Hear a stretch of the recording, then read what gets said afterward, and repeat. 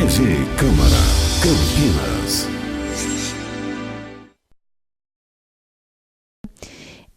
Nós agendamos essa reunião em conjunto com o mandato do vereador Pedro Tourinho, com o objetivo de fazer uma discussão com a CPFL, entre a CPFL e a Flasco, sobre o corte de luz e a negociação das dívidas, né, como que a gente daria andamento aí, de uma forma a garantir a permanência da fábrica, uma fábrica que fez 14 anos de ocupação dos trabalhadores, depois do processo de abandono pelo patrão, pelo antigo patrão, e que vem sendo um exemplo em âmbito nacional de uma luta e resistência em termos de manutenção de emprego, em termos de uma responsabilidade social com a população no entorno da fábrica. Nós achamos que é fundamental que a gente possa, né, fazer um debate, um diálogo e retomar uma negociação viável junto à CPFL. Então, para tanto, nós convidamos aqui, nós encaminhamos um convite para o representante da CPFL, inclusive não é a primeira vez, já é a segunda atividade. No dia 24 de abril nós fizemos uma atividade também, convidamos o representante da CPFL, a CPFL não compareceu, inclusive de uma forma muito estranha, agendou uma reunião, uma suposta reunião de negociação, para uma hora antes do horário que nós tínhamos marcado a atividade. Nessa reunião não apresentou nenhuma proposta, né, uma reunião que supostamente não avançou em nenhuma proposta. Nós, inclusive, encaminhamos nossos protestos em relação à ausência dessa reunião e marcamos essa nova reunião com o objetivo mesmo de fazer esse debate, esse diálogo. Contudo, nós recebemos da CPFL uma carta em que eles novamente dizem, né, declinam o convite e dizem que não vão comparecer. E até pedem para que a gente faça a leitura dessa carta. Eu vou fazer a leitura porque eu acho que é importante que a gente apresente aqui os argumentos, né? Mas já de antemão colocar que a carta não substitui a presença dos representantes. Seria muito importante que a CPFL viesse até aqui para debater com os representantes da Flasco. Então, já vou anunciar aqui, representando a Flasco, Pedro Elen Santinho, muito obrigada, Pedro, pela presença. O Gabriel Furquim, que é vice-presidente da Comissão de Direitos Humanos, do AB Campinas, né? E está presente também o Igor Padilha, que é assessor parlamentar do gabinete do vereador William Souza, da Câmara Municipal de Sumaré. Então, vou começar fazendo a leitura da carta, e aí depois eu passo a palavra para os nossos convidados, para a gente fazer a discussão aqui. Então, em resposta ao ofício encaminhado, primeiramente, cumpre esclarecer os seguintes pontos. No dia 14 de março de 2017, fora realizado na sede CPFL reunião com os representantes da Flasco. Nesta ocasião, a Flasco mais uma vez relatou suas dificuldades econômicas e que estão com propostas de contratos de venda de seus produtos e, consequentemente, faturamento.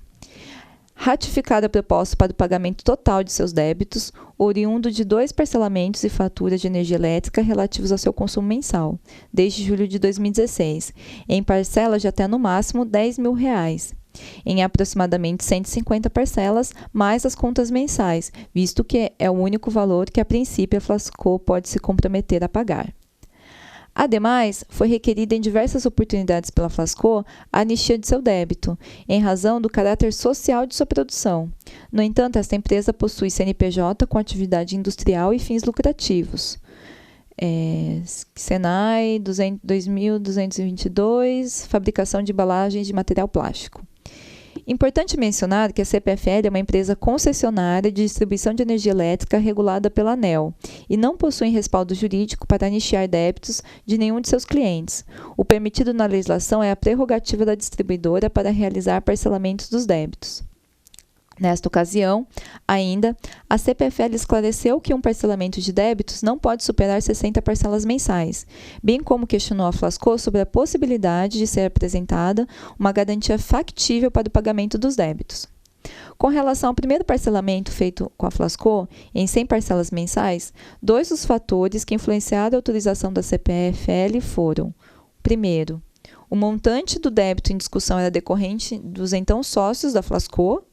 Segundo, o cenário pelo qual a CPFL passava era diferente do atual, notadamente em decorrência da crise econômica que também afeta esta distribuidora.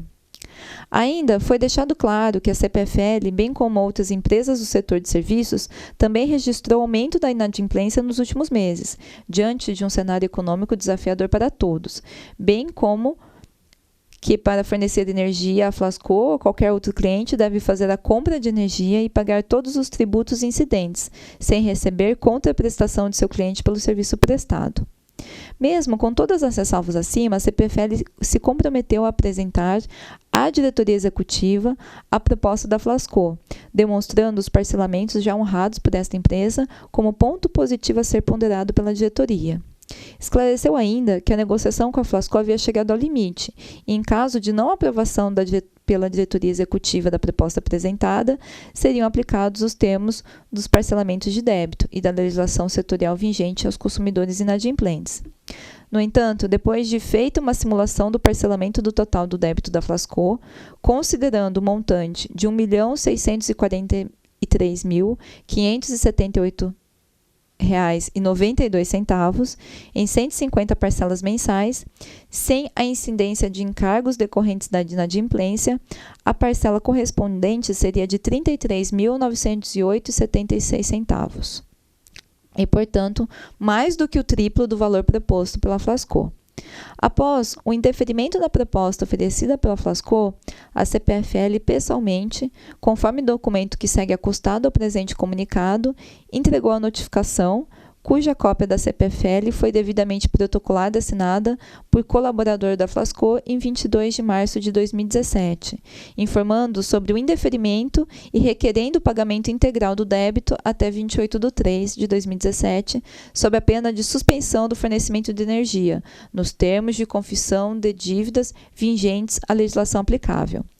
A suspensão do fornecimento de energia elétrica da Flasco foi realizada em plena observância à legislação aplicável, sendo esta empresa notificada sobre a suspensão em caso de não pagamento comprovado do débito, estando na data da suspensão do fornecimento, em 30 de 3 de 2017, com 3 reavisos de suspensão dentro do prazo estipulado pela ANEEL, conforme cópias que seguem acostadas.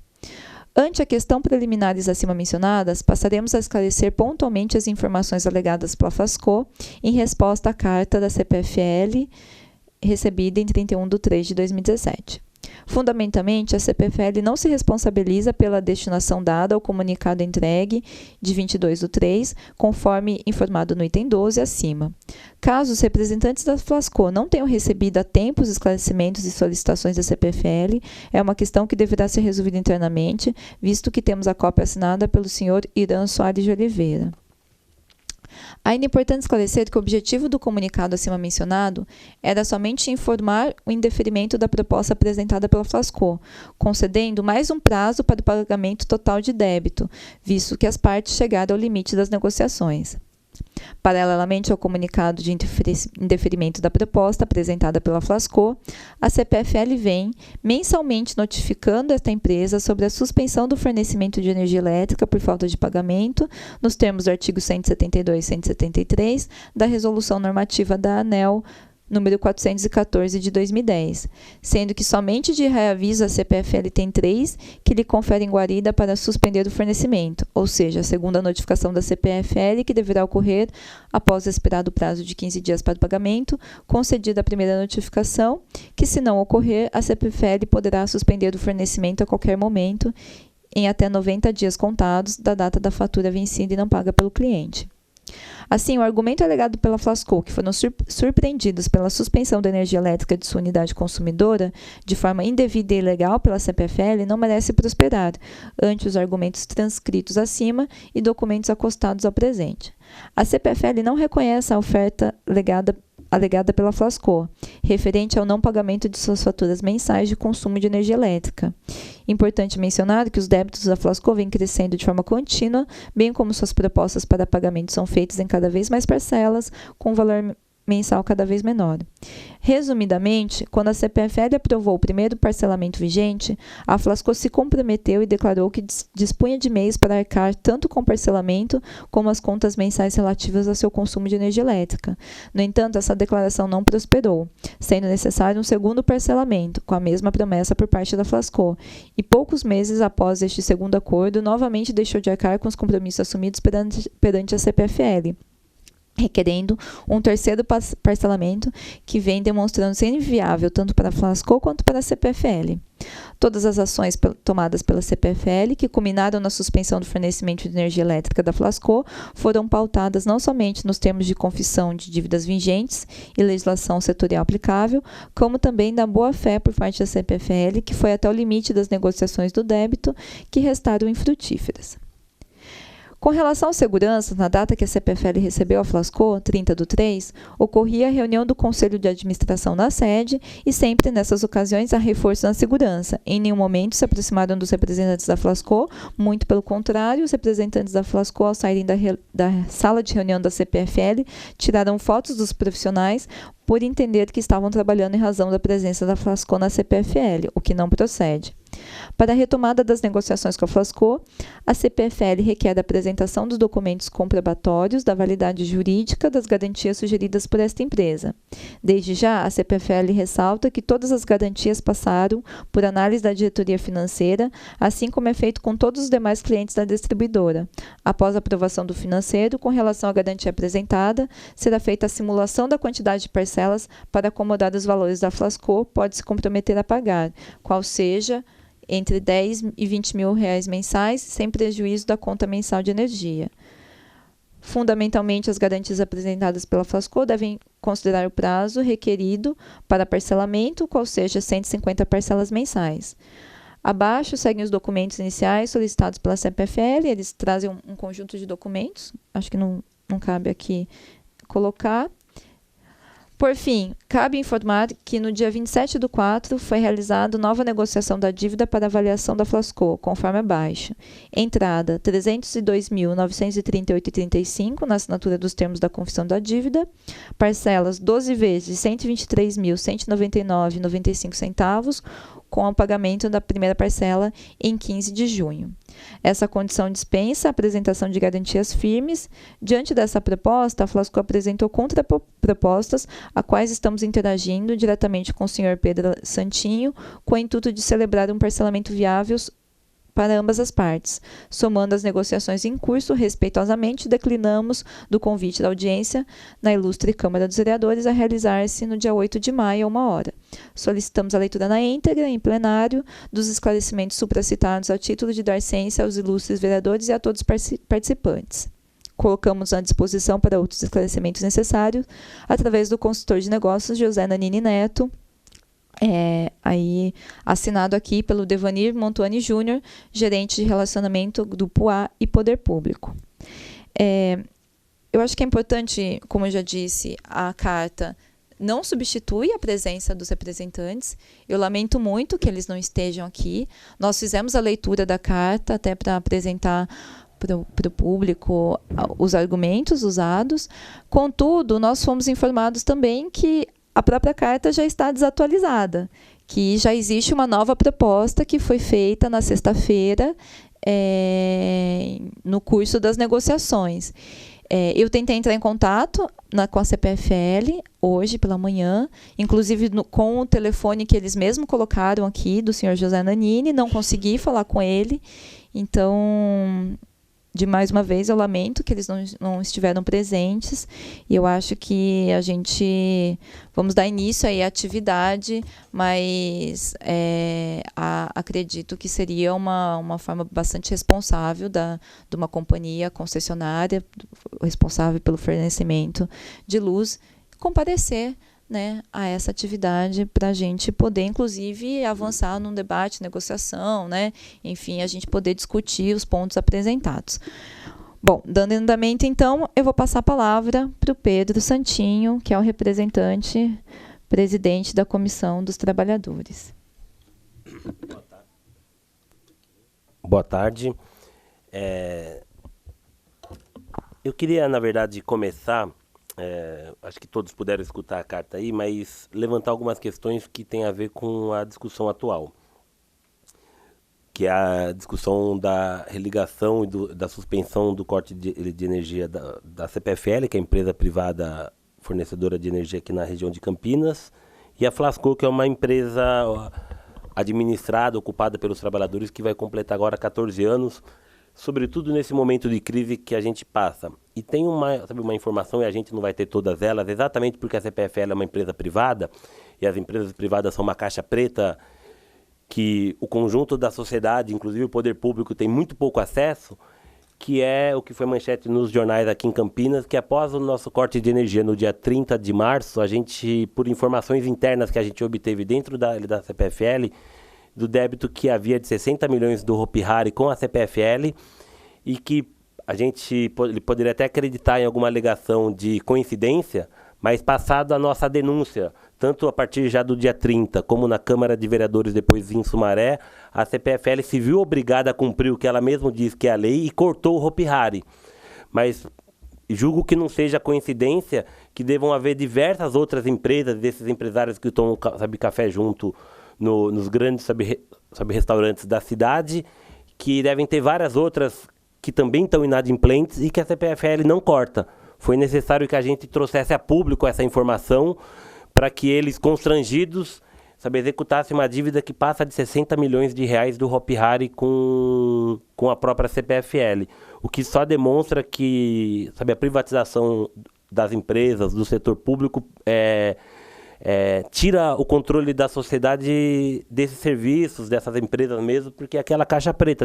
Tenho certeza que a Mariana e que a Câmara de Vereadores aqui não deveria saber que o Hopi Hari deve à CPFL, como deve haver dezenas de empresas em Campinas que também são devedoras e não tem esse tratamento, como foi feito em particular na Flasco, mas como é feito em dezenas de residências pela cidade inteira. Então, deixar esse registro. A segunda questão, que também é importante a gente registrar, é que a CPFL fala na carta que havia chegado no limite da sua negociação e como ela apresentou ali o limite da negociação se eu não me engano, 14 de março, apresentado por ela, era o pagamento integral do débito de 1.600.000 que eles apresentam, inclusive que não está deflacionado, porque isso são as parcelas vencidas e as que estão por vencer, então ele teria que retirar toda a inflação e tudo isso, que esse débito chegaria em 900 mil reais, mas o limite que eles dizem que havia chegado não chegou mesmo, porque após a gente fazer a denúncia do tratamento desigual, inclusive em relação ao Hopi Hari, na Câmara de Sumaré, depois aqui na Câmara de Campinas, restou provado que há mais negociação em curso, como eles mesmos apresentam no final da carta, e eles poderiam ter apresentado em 14 de março a proposta de uma entrada de 300 mil e parcelas que eles apresentam ali de 33 mil.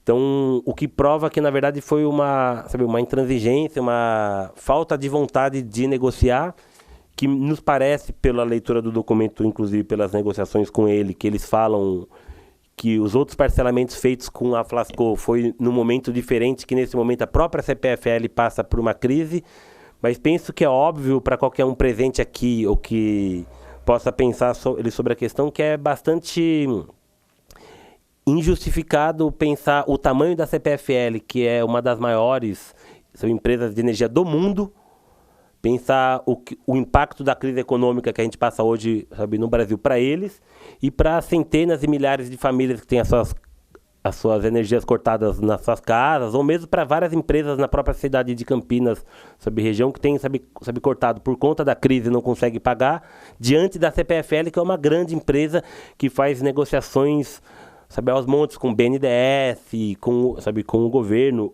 inclusive que seria uma medida para a gente adotar, não do ponto de vista exclusivo da Flasco, mas do ponto de vista dos cidadãos e dessa Câmara, a solicitação dos débitos da CPFL com o governo, que é sabido que desde os grandes bancos que seguem apresentando grandes lucros a cada trimestre, a CPFL, também nós temos várias informações das suas grandes dívidas com o governo, o que demonstra que, pelo tamanho dele, eles conseguem negociar e seguir sabe, a sua empresa, mas não fazem a mesma coisa nesse momento de crise com o conjunto dos trabalhadores que estão muito mais limitados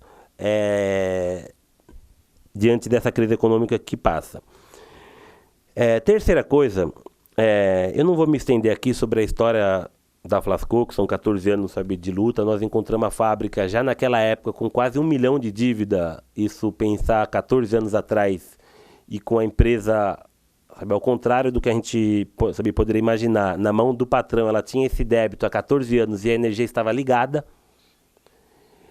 14 anos, sabe, depois a gente for pensar, sabe, inflação, tudo, sabe, que teve esse débito sabe, extraordinariamente grande para pensar na época, seria algo como, sei lá, 100% mais, porque em 10 anos, basicamente, sabe, a inflação foi 10% o ano, 14 anos depois é 150%, então seria o equivalente hoje a uns 15 milhões de débito que os empresários tinham e estavam com a energia ligado naquele momento. Os trabalhadores conseguiram, sabe, religar a fábrica e nesse momento, por ela, sabe, para funcionar, e nesse momento a CPFL veio para cobrar dos trabalhadores o débito dos antigos patrões e nos obrigou, em 2004, em 2005, depois novamente em 2007, 2010, a pagar a dívida dos patrões que eles aceitaram negociações da ordem de 100 parcelas. Agora, sabe, quando para sabe, os trabalhadores que têm menos condições aí, porque não são os empresários, essas possibilidades são diferenciadas. É o que a gente vê nos grandes bancos, em toda parte, que quando é para parcelar, sabe, o IPTU de uma casa, tem poucas parcelas. Quando é para pagar, sabe, o IPTU das grandes fábricas, dos grandes, sabe, terrenos, são grandes parcelas. Os juros para as grandes empresas sempre são baixos e o do cheque especial de qualquer, sabe, trabalhador é 50, 60 vezes mais, o que é o completo da lógica mais do que, sabe, insana, sabe, perversa, porque faz com que os que menos podem paguem mais e os que mais podem praticamente não paguem.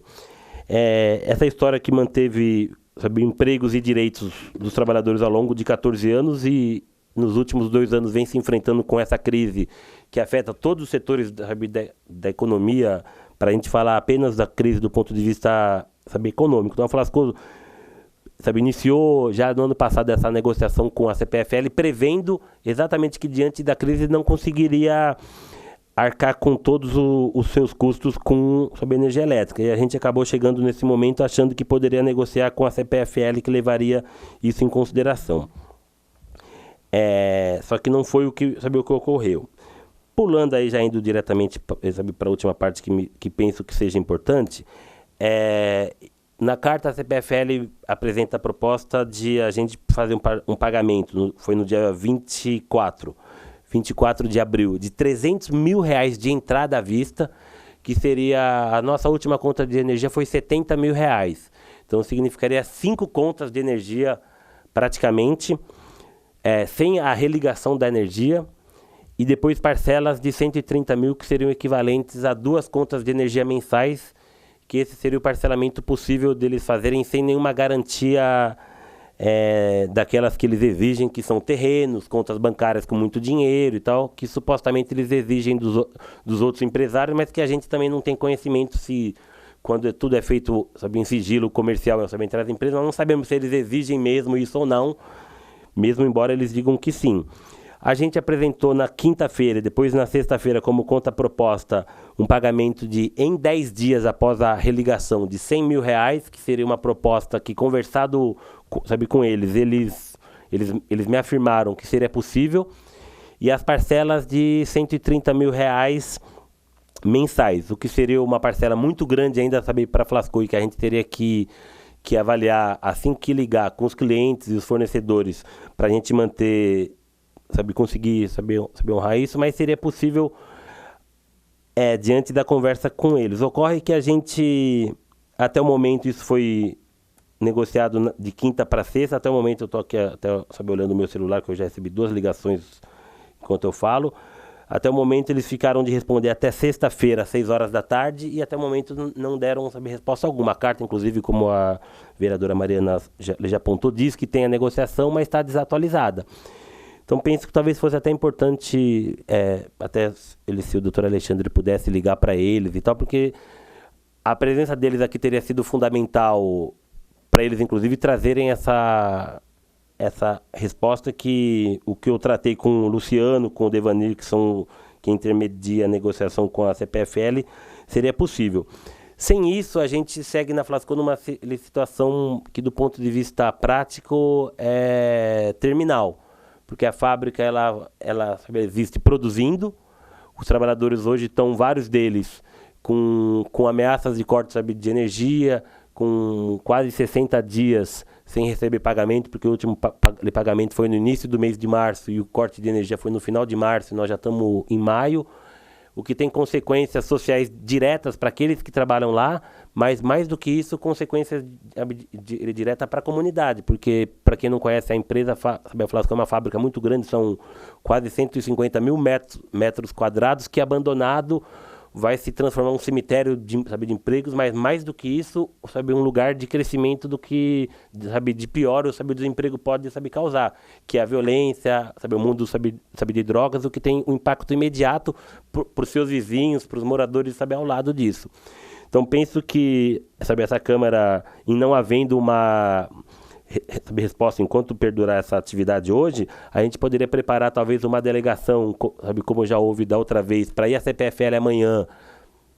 Poderia sugerir aqui, um horário à tarde, 1 hora, 2 horas, da tarde, para, no mínimo, entregar uma carta pedindo uma resposta mais breve, porque cada dia piora essa situação. E, inclusive, discutindo a questão da necessidade da manutenção dos empregos, na fábrica, do desenvolvimento econômico da cidade e tudo mais. Então, eu acho que para iniciar é o que eu tinha a apresentar.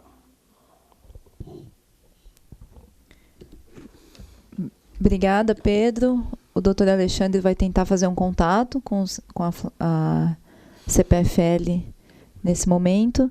Enquanto o doutor Alexandre tenta, eu vou passar a palavra, então, para o Gabriel Furquim, que é vice-presidente da Comissão de Direitos Humanos da OAB Campinas.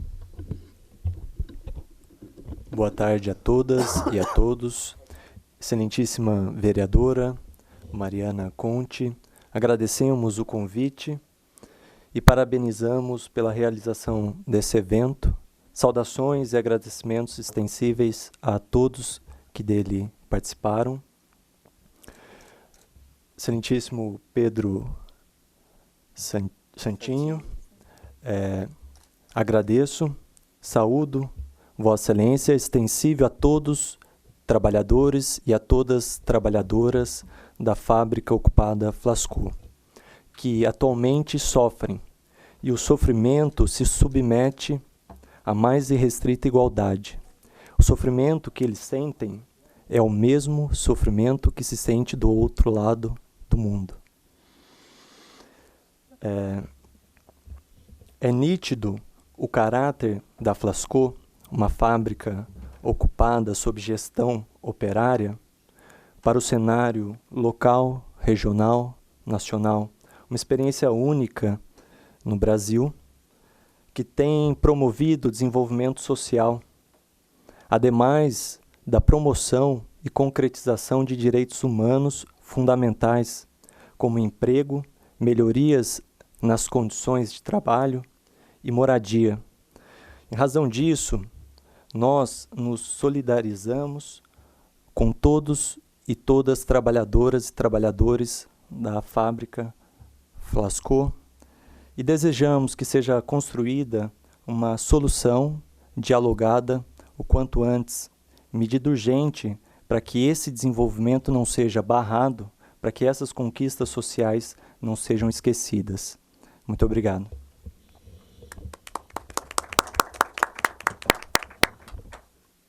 Doutor Alexandre, não conseguiu contato com os representantes da CPFL. Eu agradeço muito a presença de vocês.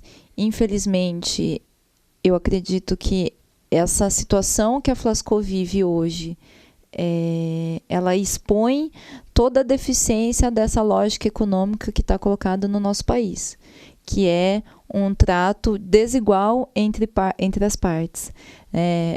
A gente vê que para os grandes grupos econômicos existem totais garantias, financiamento, perdão de dívidas. Recentemente, em meio a um processo de uma crise econômica que vem punindo a classe trabalhadora e vem sendo usada como justificativa para a retirada de direitos, o CARF, que é um órgão do Ministério da Fazenda, perdoou uma dívida de 25 bilhões do Itaú. 25 bilhões equivale a 5 vezes o orçamento, aproximadamente 5 vezes o orçamento de Campinas. Existem débitos com a Previdência Social das grandes empresas, débitos milionários, e essas dívidas são perdoadas, não são cobradas, ao mesmo tempo que os trabalhadores vão sendo punidos com a retirada de direitos, ao mesmo tempo que os pequenos vão sendo tratados dessa forma, e que uma fábrica com caráter social importantíssimo, tal como a Flasco, tem uma dificuldade enorme de fazer negociações. Isso, na minha opinião, também expõe uma consequência de uma política de privatização, porque lembramos que a CPFL passou por um processo de privatização na década de 90, que tirou a autonomia e a decisão da sociedade sobre os rumos do processo de fornecimento de energia. A CPFL é um monopólio. No e-mail, aquele processo é um processo muito complicado, com plano de demissão voluntária, com uma grande assédio aos trabalhadores da então empresa estatal, assim como foi com diversas empresas estatais. E eu acho que isso coloca para a gente, para toda a sociedade, que a recuperação a sociedade ter possibilidade de autonomia e decisão sobre uma questão tão fundamental como a energia elétrica é essencial, ainda mais no momento de crise econômica, em que os trabalhadores estão sendo brutalmente, cruelmente penalizados para manter lucros enormes dos acionistas. Esses dias saiu o dado de que o lucro do Itaú no primeiro trimestre aumentou 20% em relação ao primeiro trimestre do ano passado. Como que, em meio a uma crise econômica, um grande banco tem um aumento de 20% de lucro? Então, aí nós colocamos, a crise é para quem? A crise está sendo para os trabalhadores, para os pequenos, e tem gerado essa situação de desemprego, de carência, de aumento das desigualdades, aumento da violência, aumento de todos os problemas sociais que decorrem da falta dessa situação de desemprego e dessa desigualdade social enorme. Então, eu lamento muito que a gente não tenha conseguido avançar aqui nesse processo de negociação. Me coloco à disposição diante da proposta do Pedro, nós irmos até a CPFL, protocolarmos novamente um pedido, e espero que a gente consiga aí chegar a uma negociação. E eu acho que, com certeza, o pressuposto é a religada da luz, porque sem ligar a luz, você não consegue produzir, você não consegue pagar as dívidas, né? E eu até achei curiosa o ponto que eles colocam aqui, que nas próprias palavras da CPFL, dizendo que as negociações anteriores tinham 2 pontos de diferença. Um era que as negociações antes eram feitas com os sócios da Flasco. Quer dizer, por que isso é diferente agora com os trabalhadores? Como se coloca explicitamente? Por que agora a condição mudou? Porque a negociação com os sócios é um, com os trabalhadores é outro. Então, assim, isso expõe aí toda uma lógica perversa que eu acho que tem que ser contestada pela sociedade como um todo, porque eu imagino, né, os trabalhadores que nos assistem também têm passado dificuldades no sentido de pagar suas contas, muitos trabalhadores que têm a sua luz cortada. Eu acho que a gente precisa alterar essa lógica. Então, é isso. Eu agradeço imensamente a presença de todos vocês, me coloco à disposição para outras coisas. E aí eu vou abrir também para falas, né, das pessoas que queiram fazer uso do microfone. Alguém queira comentar alguma coisa.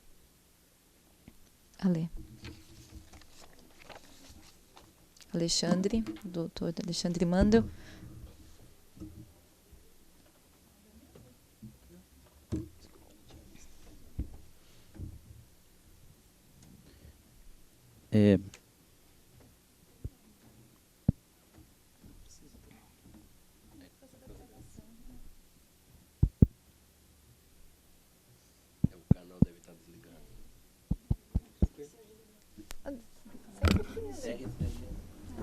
Imagina, tranquila. Boa tarde a todas as pessoas aqui presentes. Parabéns, Mariana, por essa iniciativa, junto com o Pedro, que estava numa outra atividade, o vereador Pedro Torinho, que também não pôde vir, e tem acompanhado os dois mandatos, aí, acompanhando o drama dessa situação dos trabalhadores da fábrica ocupada Flasco, pelas contradições que são apontadas pela lógica do capital, pela lógica do funcionamento de uma relação que supostamente é entre duas empresas, mas se esquecem, entre aspas, do simples detalhe de que é uma fábrica sob controle operário de um lado e a CPFL com tudo que ela significa do outro lado. Desse protocolo que eles enviam agora, eu acho importante só para esclarecer para a vereadora, e está sendo gravado aí para que fique registrado, que eles fazem referência a uma ata de uma reunião do dia 14 de março. Nessa ata do dia 14 de março, de forma proposital, eles não fazem a referência, e isso mostra mais uma das medidas de má-fé com que a CPFL tem lidado desse processo, é que eles convocam uma reunião para o dia 21, a gente sai como encaminhamento da reunião do dia 21 de março. Nessa reunião, eu e o Pedro vamos representando os trabalhadores da fábrica ocupada Flasco, e chegamos para a reunião, e eles dizem que a reunião, eles estavam com uma outra agenda, que eles tinham se confundido, mas para a gente ficar tranquilo, que na outra semana, seria marcada para outra semana, que as negociações estavam todas de pé. E eles realizam o corte, e nós reafirmamos aqui que, diferentemente do que é apresentado por eles nesse ofício, o corte foi sim de forma unilateral, arbitrária, e que rompe um processo de negociação. Por quê? É muito fácil formalmente, e a gente que atua na área jurídica a gente vê, em especial quando a gente atua com as questões de direitos humanos, com os movimentos sociais, como é fácil você conduzir a história a partir de um único viés. Nós temos todas as negociações sendo feitas por trocas de e-mails, e nós temos os e-mails que comprovam, a gente tem aqui documentalmente, a gente apresentou isso na outra audiência, numa apresentação de PowerPoint, onde tem todos os e-mails, onde o não pagamento da energia durante o segundo semestre do ano passado foi sobre não só a conivência da CPFL, como a orientação, porque o argumento justamente é que eles não podiam fazer um terceiro acordo. Então nós tínhamos já dois, e nós precisávamos juntar as contas que viriam a ficar abertas, como a gente partiu da iniciativa dos trabalhadores da Flasco buscar a CPFL no ano passado, e nós buscamos, explicando a situação que se avizinhava e que a gente precisava juntar e fazer um novo acordo completo e juntar os dois com a do mês, e com isso fazer essas 3 parcelas. Muito obrigado. E daí, então, o que, diferentemente do que eles apontam, de que eles tinham informado e que cumpriram a resolução da ANEEL, nós discordamos disso, porque, pelo contrário, foi através da orientação deles para que a gente desse preferência ao pagamento das parcelas do acordo, para que depois fosse. Então, eles sabiam que a gente não estava pagando, orientaram a concentrar o pagamento na conta do parcelamento, para que, virando o ano, a gente fizesse esse acordo de amortização. A terceira grande contradição que aparece nesse processo da CPFL, nessa negociação, para não dizer então de todo o histórico, fazer uma discussão mais ampla, eles, ao iniciar esse ano, a gente pleiteava uma proposta de um parcelamento mensal aí de entre 10 e 20 mil por mês, e estava em negociação, e eles fazem um cálculo falando o seguinte: vai ser difícil chegar nesse valor, porque se fizer uma simulação de 150 vezes, e a gente estava discutindo a partir de 100 vezes, 100, 120, 150 parcelas. Eles colocam, a gente está na reunião, colocam que 150 parcelas daria 33 mil por mês, e que já seria maior do que a gente estava. Na ata do dia 14, o encaminhamento é de discutir essa proposta, então seguia em aberto. E quando eles colocam as necessidades de garantias, a gente desmonta dizendo que as garantias são impossíveis de serem cumpridas. Nós já tínhamos entregue a toda a declaração de faturamento. Que empresa faz isso? quer dizer, que abre, porque nós não temos nada a esconder, ninguém está... A dificuldade econômica é diferente da lógica patronal, onde o patrão sai tranquilamente, né, sonega os impostos, sonega os direitos, não paga os trabalhadores e essa é a esmagadora maioria dos casos. Na situação da Flasco, uma fábrica ocupada, a gente, quando ele faz referência à questão da anistia, a gente nem pleiteou isso, a gente faz uma discussão política da explicação, que depois eu volto a isso no momento de concluir rapidamente aqui a fala. Mas a gente volta nessa negociação dos 150 mil 150 parcelas de 33 mil, e eles colocam os condicionantes, e os condicionantes são impossíveis. Eles pleiteiam que a gente tenha um fiador. Nós nos colocamos todos à disposição de ser fiadores. O problema é ter, eu falei, nós podemos ser o fiador. Agora, como que a gente vai ser fiador de uma dívida de R$1.600.000? Né?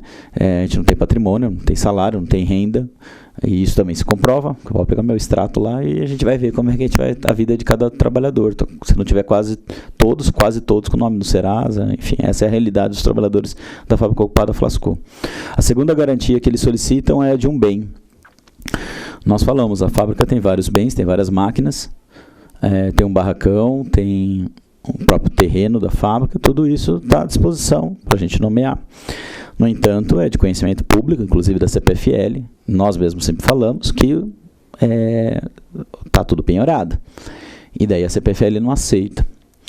Nós fazemos uma discussão em especial com um barracão que a gente chama o barracão de baixo, ali da parte da fábrica, que hoje está cedido gratuitamente por uma cooperativa de reciclagem, num projeto social muito legal. Mas a gente discute isso judicialmente faz já 2 anos, para fazer um desmembramento dessa área. Esse galpão teria um valor de mercado aí quase de pelo menos aí 15, 20 milhões.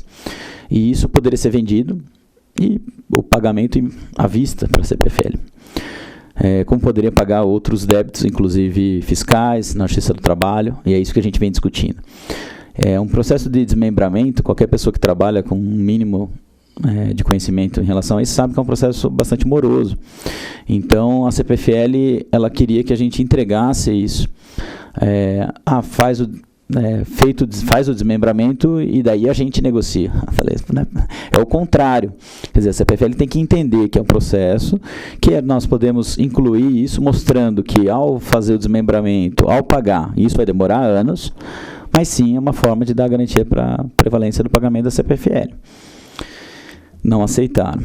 E, por último, quando eles falavam isso do fiador, da garantia tanto do barracão quanto do próprio terreno, e a gente apontava que essas condições eram impossíveis, eles aparecem agora, nas negociações na última semana, aparece como que eles estavam cedendo, porque a gente conseguiu comprovar, escancarar o quanto absurdo eram essas garantias, e daí agora eles tiram os condicionantes, falando que como vai ser um parcelamento convencional, de 12 vezes, como eles estão colocando, eles estão na negociação, eles estão mostrando super boa fé. Não é verdade. Se eles tomaram uma decisão unilateral, como eles mesmos escrevem nesse documento, de que a Flasco não dá conta de pagar 33 mil, como é que eles estão propondo, enfiando goela abaixo para que a gente pague 130 mil? Então, é uma falsa negociação. E concluo dizendo que eles fundamentam isso a todo momento, dizendo que eles têm que tratar todas as fábricas iguais. E que a Flasco, ela tem, apesar do relevante caráter social que eles colocam, ela tem um CNPJ e ela tem um fim lucrativo. Isso é um desconhecimento jurídico ou uma má-fé processual, uma questão de como conduzir ou ocultar. E uma segunda caracterização que eu faço da CPFL ao dizer isso é que eles estão fugindo do tratamento que eles mesmos dão. Um exemplo foi dado aqui do Hop Hari, a gente deu o exemplo da MAB, que é uma metalúrgica que teve uma dívida de 3,5 milhões e está com a luz ligada e renegociaram.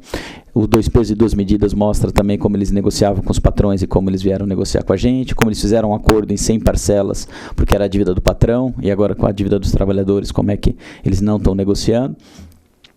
Mostra, na questão jurídica, o que é o tratamento isonômico, é justamente tratar de forma desigual os desiguais. Então, nós somos totalmente favoráveis a que toda fábrica ocupada por trabalhadores tenha o mesmo tratamento que a Flasco. E não uma fábrica capitalista convencional, que daí tem a definição do lucro. E, por último, quando eles apontam que a Flasco ela tem um CNPJ e, por isso, ela tem fins lucrativos, é de uma má-fé por parte da CPFL tentar induzir o debate dessa forma, tentando induzir ao erro esta Câmara de Vereadores e, consequentemente, então, toda a população, fora o absurdo de não estarem aqui presentes, é de que a CPFL assina os acordos com a gestão dos trabalhadores da fábrica ocupada Flasco, que juridicamente tem uma gestão de negócios. Essa gestão de negócios tem uma... Saúdo aqui o vereador Pedro Torinho, que chegou aqui para a atividade, imagina. A CPFL, ela tem ela assina os acordos com a gestão dos trabalhadores, que é através da Associação dos Trabalhadores, que se chama Associação Ermelindo Michelassi, que é o nome de um ex-trabalhador que faleceu, e nós fizemos uma homenagem à Associação dos Trabalhadores, sem fins lucrativos, e é ela que faz a gestão da fábrica. Então, é uma contradição da CPFL dizer que ela nada pode fazer, porque em última instância a Flasco é uma empresa que detém o lucro, sendo que ela assina o acordo com a Associação dos Trabalhadores sem fins lucrativos e que judicialmente, então não é só uma agitação, uma questão de debate ideológico, não, judicialmente há um reconhecimento de que a gestão da fábrica é dos trabalhadores, que ela possui caráter alimentar. Então, não venha com esse argumento, CPFL, de que você está tratando a Flasco como tem que ser com qualquer outra empresa. Nós reafirmamos, qualquer outra fábrica sob controle dos trabalhadores que tenha o mesmo tratamento da Flasco. Mas, se não, a Flasco tem que ser tratada com a sua especificidade, o seu reconhecimento judicial de caráter alimentar, e nós seguiremos mobilizados, organizados, tomando todas as medidas necessárias e cabíveis para a gente reverter essa situação, escancarar o significado de uma empresa que detém o monopólio do fornecimento e distribuição de energia, mas que tem a oportunidade de demonstrar o seu caráter de responsabilidade social e nega-se de forma muito dura e inconsequente o que significa uma empresa que deveria ter uma utilidade pública de caráter social, que é lidar com a energia, e o quanto ela é um bem necessário na nossa sobrevivência, mas que passa por esse processo profundo de mercantilização dentro do capitalismo. Saúdo, então, essa iniciativa, os vereadores, e que a gente siga demonstrando a importância da fábrica ocupada Flasco, ainda mais nessa conjuntura de crise econômica, de fechamento de fábricas, onde querem que os trabalhadores paguem a conta. E é isso o maior patrimônio e simbolismo que existe na defesa da luta dos trabalhadores da fábrica ocupada Flasco. Viva a luta da Flasco, CPFL, religue a luz.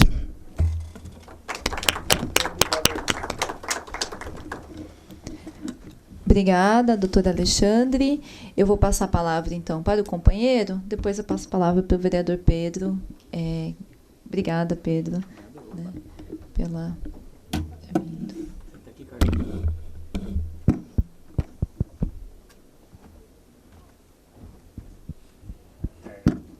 Boa tarde. Se apresenta.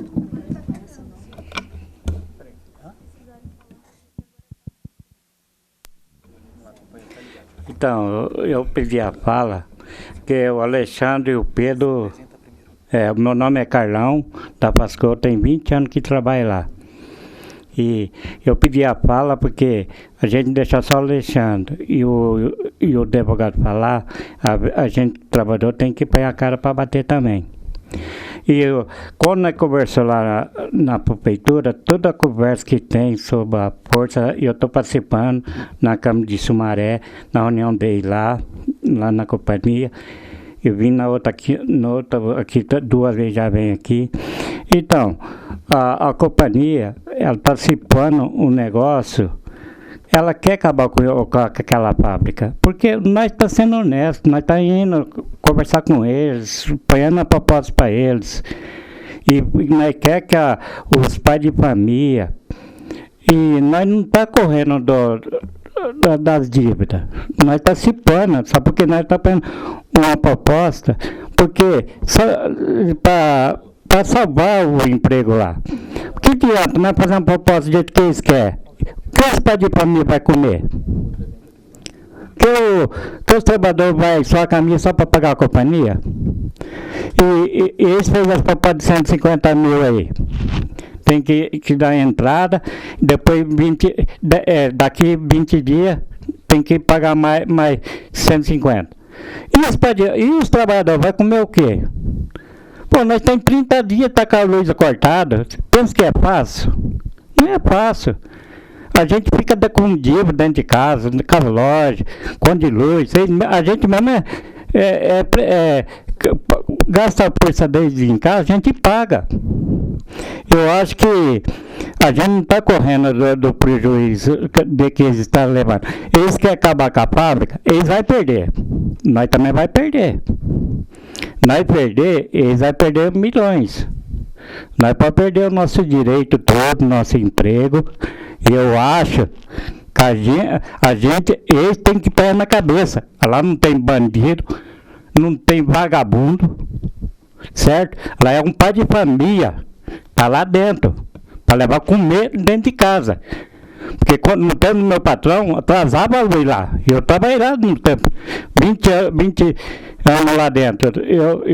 Os patrões deviam atrasar o salário da gente. Mas, e agora? Como vai ficar? Eu acho que tem pesado atrás disso aí. Impossível.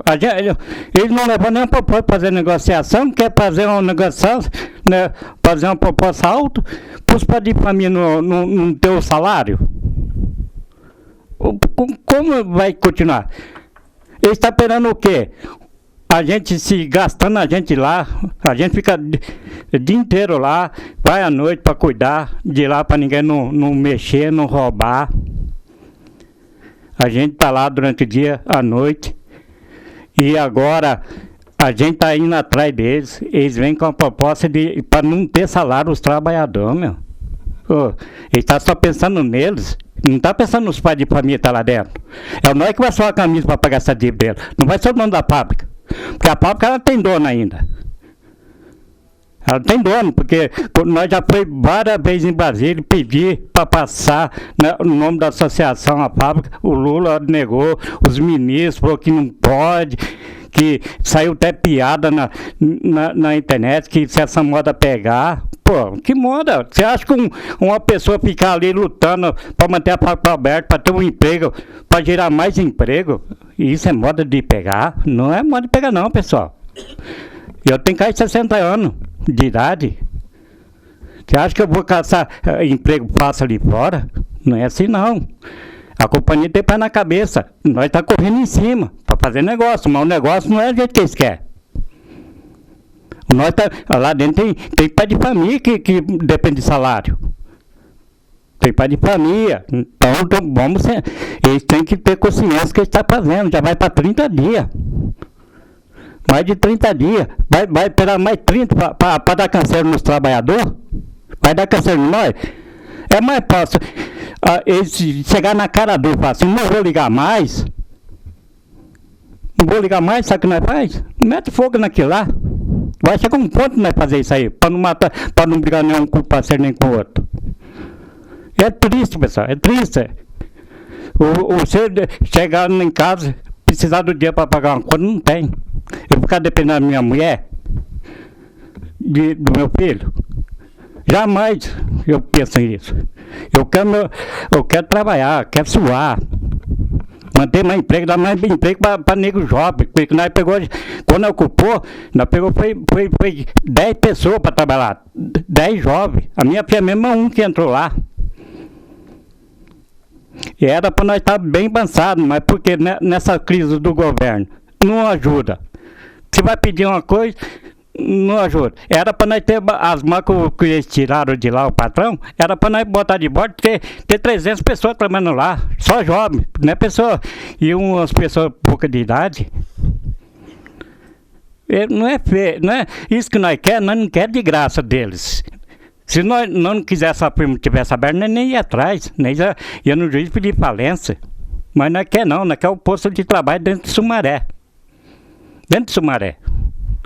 Essa fábrica, ela tem que estar aberta lá. Tem que estar aberta. É bom que eles tenham consciência que eles estão fazendo. Porque quem está fazendo, que não está preocupado com os pais de família lá, não. Ele não está preocupado com os pais de família lá dentro, não. Eu acho que eles têm que pensar bem. E quem quer receber essa dívida, a parcela é pouco, pelo menos eles estão recebendo. Nós estamos com consciência, nós estamos pagando. É só isso. O que eles querem é a parcela dele não vai salvar o salário de trabalhador dentro da fábrica, não vai trabalhar só para eles. Só isso que eles querem. Eles querem tirar o dele se dando os pais de família lá dentro. É fácil. É fácil eles fazerem uma proposta, porque ali todo mundo ganha bem, outros é uma firma rica, e nós dependemos dela mesmo, não tem outra solução. Quando eu participei da reunião lá em Sumaré, lá, chegou lá, falei assim, agora nós vai ter uma proposta boa lá na companhia. Chegou lá, o cara veio com a ideia, nem proposta não foi. Essa ideia que ele tinha, nós estávamos estudando dentro da fábrica, não dá certo. Você acha? Aí nasceu de lá com a mão na frente e com atrás. Agora a gente está esperando. Vai lá. Eles falam que estuda até quando? 60 mais 30 dias, mais outro 30. Um ano vai ficar desse jeito? E os pais de família estão pensando o quê? Você acha que é fácil a gente ficar numa portaria, guardando, cuidando, esperando a resposta de uma companhia? Não é fácil não, pessoal. Isso aí a gente está sentando com a companhia na consciência. Na consciência que não vai sentar com ela, não vai ter que cumprir, para não acontecer igual está acontecendo muitos empregos aqui no Brasil. Só isso tem que falar.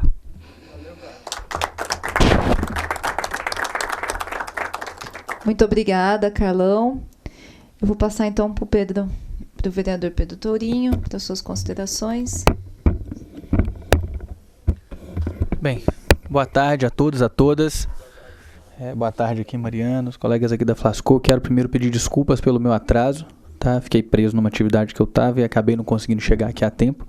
Mas, enfim, consegui chegar aqui e estou agora aqui tentando digerir a comunicação que a CPFL enviou aqui para a Câmara, ao invés de vir aqui atender a um convite feito por 2 vereadores dessa casa, né? Eu acho que a negativa da CPFL em comparecer a esse espaço para conversar não tem nada a ver com a Flasco. Do ponto de vista, na minha opinião, do ponto de vista, né, da gravidade dela, ela é, antes de mais nada, uma demonstração de desrespeito com a Câmara de Vereadores de Campinas.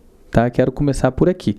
Acho que não tem cabimento uma empresa, né, em que pese ser uma empresa que foi privatizada e que funciona numa lógica monopolística, mas que presta serviço para toda a cidade, um dos serviços mais estratégicos, importantes da cidade, se recusar a comparecer num debate público promovido por 2 vereadores, 2 mandatos legitimamente eleitos dessa casa, e que os convide a tratar de um tema que sim, é um tema delicado para a CPFL, por expor uma série de contradições de uma empresa que certamente quer se fazer passar por uma empresa que tem responsabilidade social, que é amiga do meio ambiente, todo esse blá blá blá que a gente vê as grandes corporações tentando fazer a gente engolir, mas que, na verdade, vê que quando o assunto é de fato um assunto desconfortável, ela acaba optando pela recusa em estar aqui presente. Então, quero colocar que é um assinte a gente receber essa carta aqui. Eu acho que foi feita a leitura da carta, né?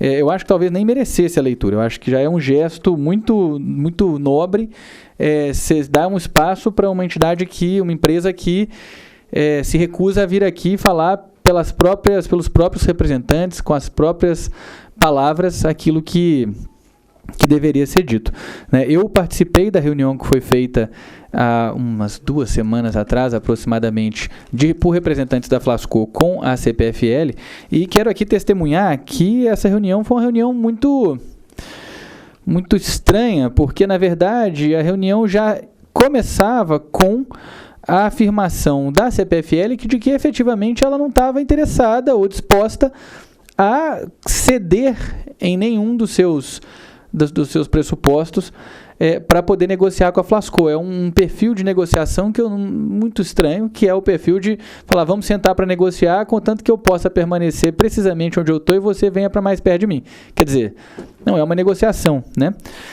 A CPFL, eu tenho certeza, é o tipo de empresa que, se passasse por uma situação econômica sequer levemente parecida com a que a Flasco passa hoje, receberia milhões de generosos atos, tanto do Estado quanto de eventuais parceiros econômicos interessados. Quer dizer, ela não tem a capacidade de reconhecer a importância da Flasco, antes de mais nada, enquanto instrumento para a sobrevivência econômica de várias famílias, a importância da Flasco enquanto parte de uma engrenagem econômica que está extremamente combalida e, portanto, precisa ser fortalecida nesse momento, né? E ela atua com um tipo de vamos dizer, rigidez na sua disponibilidade para negociar, que certamente não é o que ela pediria caso estivesse a CPFL em uma situação de dificuldade econômica. A gente sabe que quando uma empresa feito essa passa por alguma dificuldade econômica, o que acontece é que ela acaba exercendo seu poder político, né, junto às Assembleias Legislativas, ao Congresso Nacional, mudam-se leis, mudam-se todas as normas no meio do caminho, e ela certamente não sofreria penalização como estão sofrendo os trabalhadores da Flasco, inviabilizados de produzir e, portanto, de se sustentarem, né? É uma violência muito grande, assim. Então, acho que eu não tenho muito a mais para colocar, exceto dizer da importância que a Flasco tem para todos os brasileiros e brasileiras que entendem que o trabalho é quem de fato produz a riqueza, né, no nosso país. E uma fábrica que foi apropriada, né, que foi de fato ocupada por trabalhadores e é tocada por trabalhadores, é uma realidade, antes de mais nada, que existe em diversos países, não é uma realidade brasileira. Se for para a Argentina, tem um monte de coisa, Bolívia tem, um monte de países tem fábricas que funcionam dentro da mesma lógica que a Flasco. Aqui no Brasil, infelizmente, não é tão comum assim. A gente gostaria que tivesse, é a única, né? Que tivesse muito mais fábricas que fossem ocupadas dessa forma, que os trabalhadores não permitissem que acontecesse coisas como, por exemplo, aconteceu com a MAB, né, recentemente, em que uma fábrica simplesmente fecha e desemprega milhares de trabalhadores, sendo que certamente ela teria condição de continuar produzindo um produto competitivo, um produto útil, valioso para o Brasil, mas que, por interesse lá de acionistas, patrões, pessoas que nem no Brasil estão, né, decide-se por fechar um equipamento e trabalhar e produzir em outro país, em outro lugar, em outro contexto, enfim, né, fazendo esse verdadeiro leilão com o valor do trabalho e com o valor da vida, portanto, né.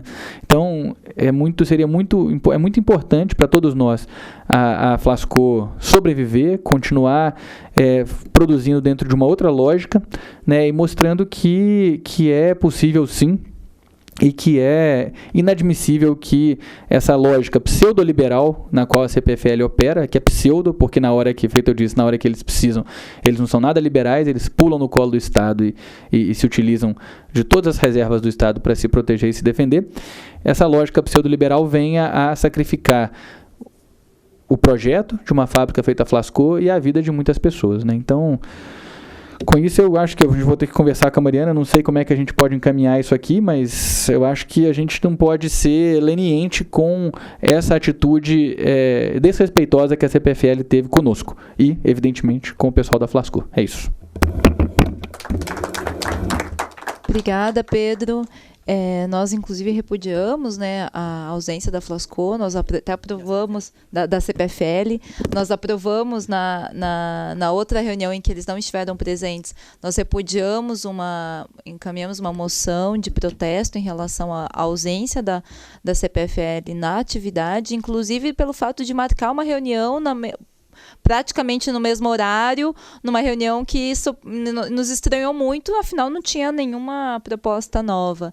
Nós optamos pela leitura da carta, inclusive porque eu acho que é importante que fique claro que os trabalhadores da Flasco não têm nada a esconder, né? Que na verdade que querem conversar e que querem expor, inclusive, os argumentos da própria CPFL, né? Então, o gesto de nobreza, né? Inclusive conversamos aqui, os trabalhadores acordaram de fazer a leitura como gesto de nobreza por parte dos trabalhadores que querem sim a publicidade e que tudo isso seja feito da forma mais transparente possível.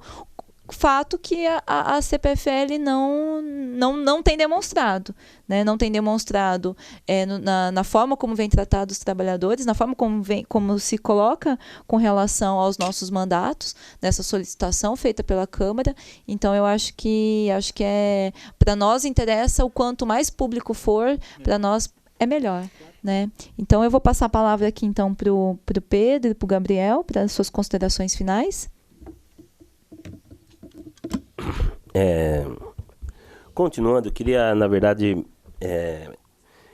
concluir aqui colocando duas questões que, já que a gente está fazendo essa atividade aqui na Câmara de Campinas, é preciso a gente, talvez, extrapolar a questão da Flasco, porque nesse momento, principalmente, sabe que o Brasil passa, a gente ouve por toda parte e ouvimos isso da CPFL, que a gente politiza muito as questões.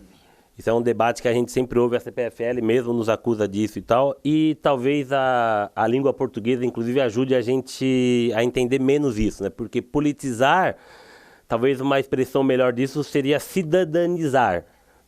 Porque politizar é fazer a discussão da cidade. Política é a cidade. E esse momento, sabe, de hoje, tudo que a gente vê na televisão, eu não preciso nem tratar disso, a gente vê que a política está em tudo.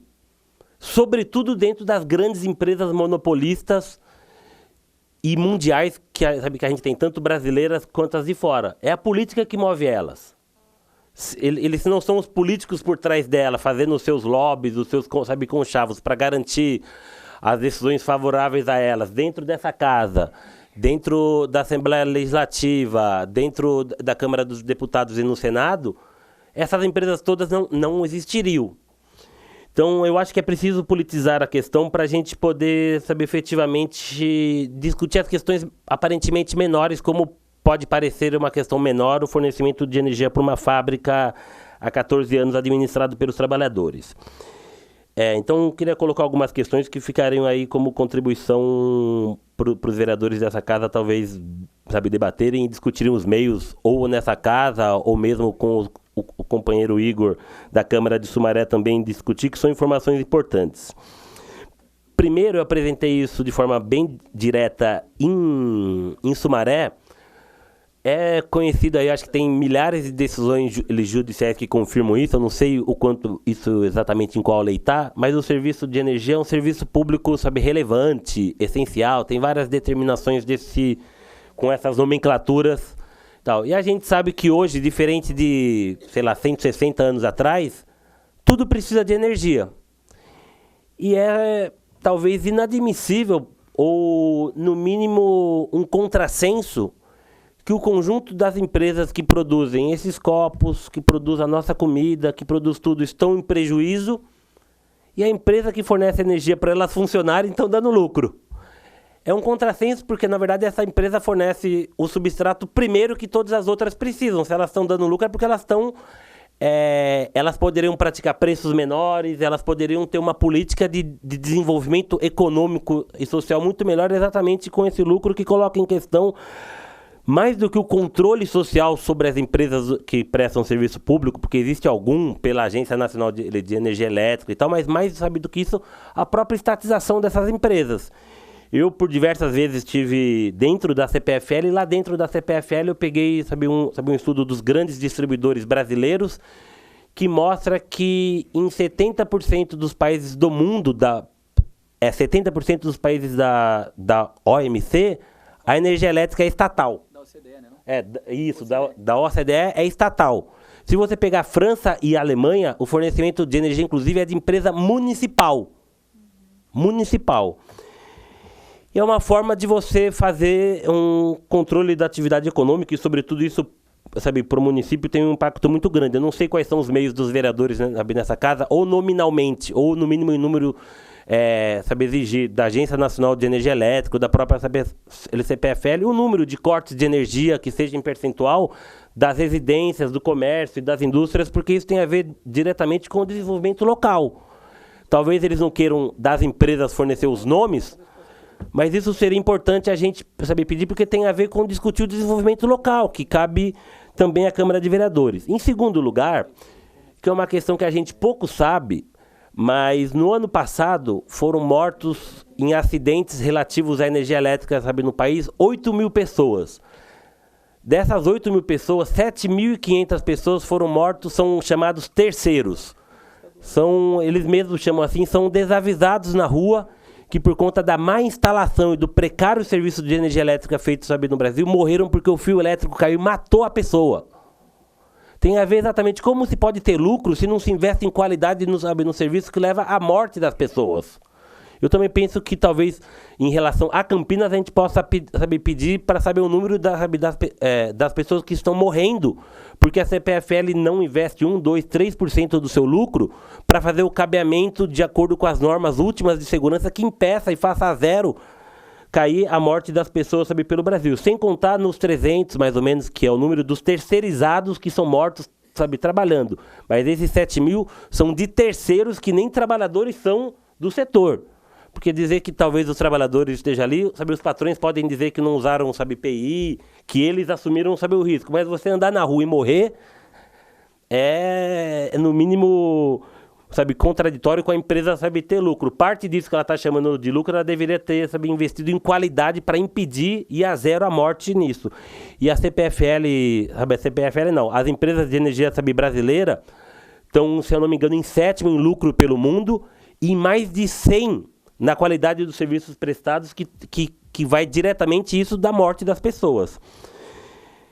Tem também uma questão bastante importante que diz respeito, sabe, ao município. A gente discutiu alguma coisa, sabe, em Sumaré, mas é a questão dos cabeamentos todos, da rede de telefonia, de tudo que passa aí, e que as empresas, sabe, também se apropriam disso daí, sabe, alugando, sabe, normalmente de 10 a 30 reais cada empresa que precisa usar o sistema de poste que foi municipalizado e depois cada prefeitura fez alguma coisa aí, não sei o caso de Campinas, mas e tem a ver com isso do serviço precário e mal prestado. Se você pegar fotos do cabeamento das cidades do estado de São Paulo de 7 anos atrás, você olha hoje, é um ninho de gato assim que é impossível, qualquer um que vai trabalhar lá, só você olhar para os postes, 1.000 cabos amarrados e tal, então isso é uma questão também importante para a cidade.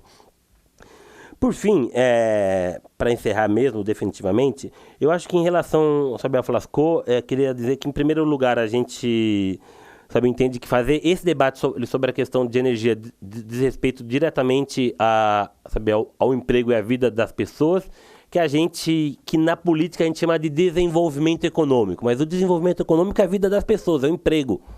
Talvez fosse melhor a gente abordar mais dessa forma. E esse debate a gente acha muito importante, pretende, sabe, seguir, porque sem energia elétrica, sem os insumos básicos, não tem desenvolvimento do país.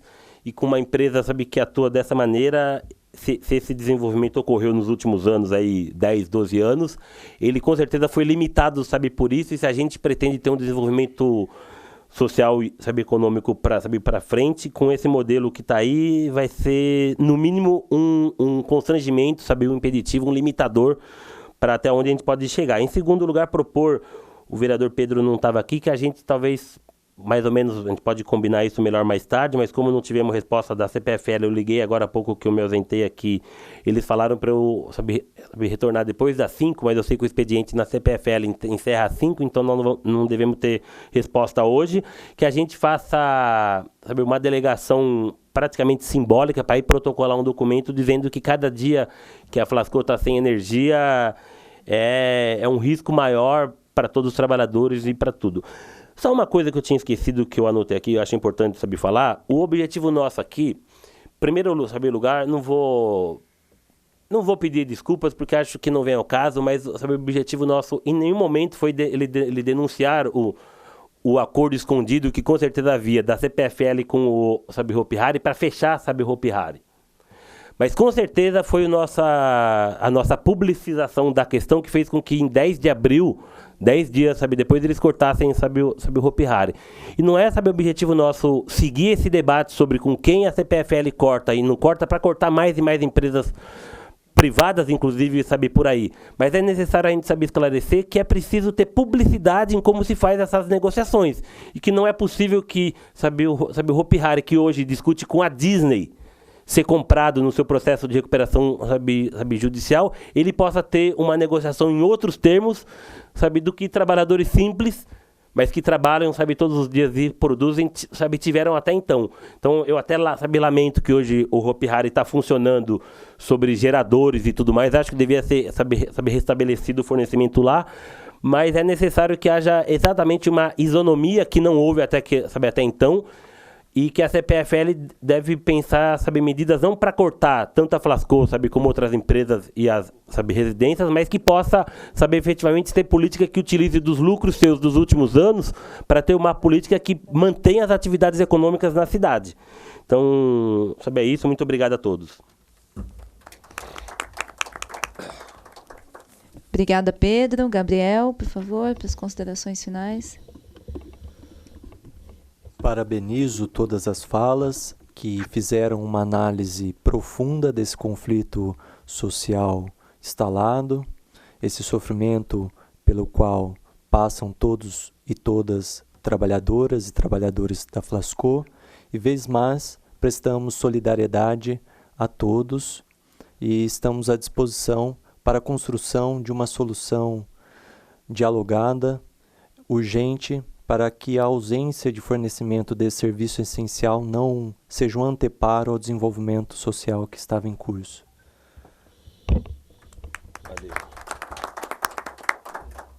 Obrigada, Gabriel. Obrigada a todos os presentes. Obrigada, Pedro. Obrigada, Pedro. Outro Pedro. Obrigada. E assim, nós vamos continuar fazendo diálogo, tentando os meios possíveis para a gente pressionar a CPFL. Eu só queria comentar uma coisa que o Pedro falou, que é o Pedro Santinho falou da questão da política, né? A acusação de que estaria politizando, né? Na verdade, a gente sabe que eles fazem política a todo momento, né? Mas eles também, além do monopólio econômico, eles querem o monopólio da política. Como se só eles pudessem fazer a política e a política para nós trabalhadores não fosse permitido, né? A diferença é que nós queremos fazer política de uma forma transparente, né? Nós queremos que a política seja com participação da sociedade, com participação e decisão das pessoas que estão diretamente implicadas. Então, eu acho que nós precisamos mesmo, está urgente a gente politizar, a gente fazer o debate sobre o monopólio do fornecimento de energia, sobre a política de desenvolvimento econômico, que para a política deles é sinônimo de lucro, para a gente é sinônimo de qualidade de vida, de condições de trabalho, de autonomia do país e de possibilidade da gente garantir aí trabalho, renda e dignidade para todos os trabalhadores. Então, eu acho que essa é a nossa tarefa, a gente precisa de politização e pode contar com a gente, né, nessa luta e nessa tarefa, tá certo? Muito obrigada ao pessoal da Câmara, da Cerimonial, da TV, pela ajuda, pelo auxílio, e aí a gente vai aí dando encaminhamento às questões relativas a essa luta. Muito obrigada.